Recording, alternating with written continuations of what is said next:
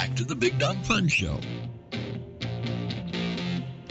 Back on the Big Dumb Fun Show. We, of course, are live and online at BigDumbFunShow.com. You can friend, fan, follow us on Facebook, MySpace, YouTube, Twitter, Eventful, Reverb Nation, Google+, Tumblr, Instagram. Right now, you want to get on the Facebook.com/BigDumbFunShow. We posted a link up there. I think we did one today and maybe one earlier in the week talking about the Tivoli Cinema in the Westport area, and here to talk a little bit more about exactly what's going on the Save the Tivoli campaign is the man behind it, Jerry Harrington. Jerry, welcome to the Big Dumb Fun Show. Thank you. Appreciate you stopping by tonight and talking about this Kickstarter campaign. And you'd mentioned that right now, according to your Kickstarter campaign, you have about 120 grand in there. How much do you need? 130. 130. Now, explain exactly what's going on with the Tivoli. Okay. The Tivoli's been around for 30 years. Mm-hmm. We've always been in Westport. And every movie theater in the world has to convert to digital projection systems. And is that like a government mandate, like the TVs? No, it's a Hollywood studio mandate, basically. Yeah. I mean, it's they have decided this will be a good thing for them, and so most of the chains have already done it because they had a loan program for the chains where every time you played a movie, the studio would give you a little bit of money towards your loan for what you bought. But the Tivoli doesn't qualify for that program because we do so many odd things. You're an independent cinema. You're not actually part of a chain. No, and we just do, we have classes and we have all sorts of movies that are too little to be a part of that program. You do like the indie movie premieres and all that. Yeah, we do indie films, we do documentaries, we do a lot of filmmakers show up. They're first-time filmmakers, and so we're just not in that system. How many independent movie theaters are in the Kansas City area? There's about 7 of us. That's insane. And are they all suffering the same struggles? Some people are different. Some people have, they had deep pockets or access to it, and other people they play more along the lines of conventional movie theaters than we do. So they were qualified for that program. Like the people that the fine arts people they qualify for that. Yeah, they operate differently than I do. But they're art theaters. I mean, they do a lot of the same things we do, but we do a lot of things that nobody else does. Well, let's give an example of the kind of movies people could see if they went, say, this week to the Tivoli. Right now we're showing Muscle Shoals, which is about the recording studio in Muscle Shoals, Alabama, where anyone from the Rolling Stones to Aretha Franklin have recorded over the years, and it's a documentary about that. We have Kill Your Darlings, which is a fiction film about Allen Ginsberg and William Burroughs and people like that.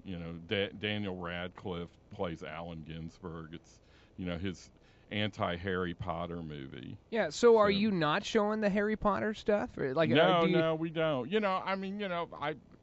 Fine. I mean, I saw the Harry Potter movies, but no, we don't show them. Well, no, I'm not talking specifically Harry Potter though. So once you upgrade, will you be interested in displaying some of the Hollywood movies, or you're totally out of that? We're not really. Like we're showing Nebraska, which is distributed by Paramount.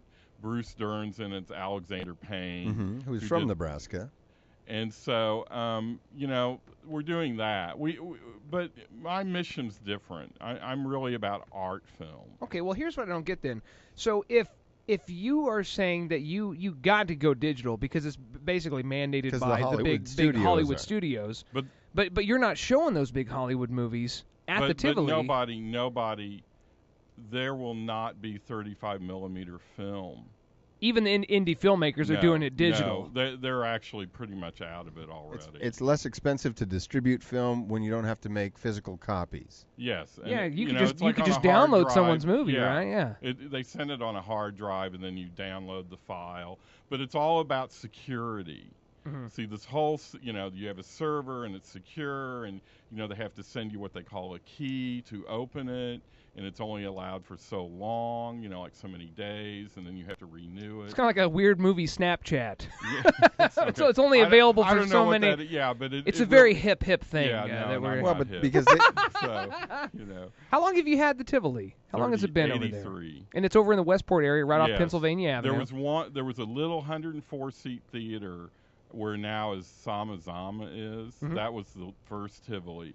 And then they built the Manor Square Theater in 87, and in 92 I took it over. I didn't wow. build it, but I took it over. Yeah. And so I've been there since then. And I was reading kind of what you had posted up on the Kickstarter campaign, that it's a labor of love as it is business too. So this is basically your home away from home. This is what you do. It's something. I mean, I went to film school, and I really love movies, and so I'm lucky enough to get to do this. And I enjoy the people, and I enjoy most of the movies. I mean, we've shown some dogs in my day. well, and you've also supported some of the local film festivals, like the Kansas City Filmmakers Jubilee. Yeah, we were the first people they even showed my movie from college. Oh wow! That first year. Luckily, I was out of town. That day. So you couldn't hear people booing. Yeah, no. But, and there were technical difficulties from what I understand. Yeah. So anyway, but the 35mm film though, I know that another theater in town, they were showing Ghostbusters in 35mm, and that was like the big draw. It was like, you want to see the original movie in its original format, remastered. Not remastered, like the original with 35mm. a lot of scratches in it because it's an old copy we picked up for free. That's what's happening now is a lot of studios still have prints. Mm-hmm. Like that old throwback. They're going once they're done, they're done. Yeah. I mean the archives. There's lots of archives. Mm-hmm. Like Gene Siskel Center in Chicago, UCLA Film Archive. There's a bunch of people that will still show 35mm, but it's regular movie theaters, which I guess I sort of am. I mean, day-to-day movie theaters aren't going to. There's no reason for them to have 35. Yeah. There aren't going to be unless they're into that kind of like niche format type stuff. They know people I know some people that collect the 35mm films, and they'll rent them to you. Yeah. But more and more, it's going to become more and more expensive to license these. Like I said, on the facebook.com/BigDumbFunShow, I just put a direct link up there. Actually, Gnurk did earlier this week, where they can directly link to the Kickstarter campaign. They can donate from there. $1 is the minimum. Right. So if you want to help out in just a small way, a large way would be even better. But Jerry, thank you very much for stopping by. Oh yeah, the rewards too. Look those up as well. Okay.